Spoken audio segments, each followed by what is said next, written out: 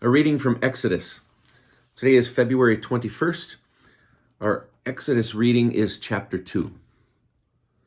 A certain man of the house of Levi went and married a Levite woman. The woman conceived and bore a son, and when she saw how beautiful he was, she hid him for 3 months. When she could hide him no longer, she got a wicker basket for him and caulked it with bitumen and pitch. She put the child into it and placed it among the reeds by the bank of the Nile. And his sister stationed herself at a distance to learn what would befall him. The daughter of Pharaoh came down to bathe in the Nile, while her maidens walked along the Nile. She spied the basket among the reeds and sent her slave girl to fetch it.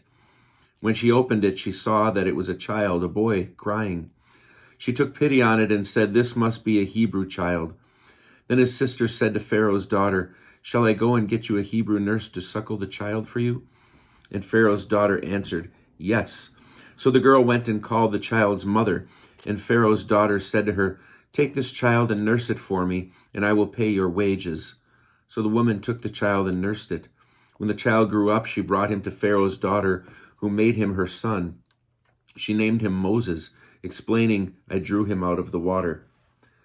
Some time after that, when Moses had grown up, he went out to his kinsfolk and witnessed their labors. He saw an Egyptian beating a Hebrew, one of his kinsmen. He turned this way and that, and seeing no one about, he struck down the Egyptian and hid him in the sand. When he went out the next day, he found 2 Hebrews fighting. So he said to the offender, "Why do you strike your fellow?" He retorted, "Who made you chief and ruler over us? Do you mean to kill me as you killed the Egyptian?" Moses was frightened and thought, "Then the matter is known." When Pharaoh learned of the matter, he sought to kill Moses, but Moses fled from Pharaoh.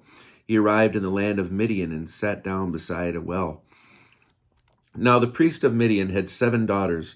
They came to draw water and fill the troughs to water their father's flock.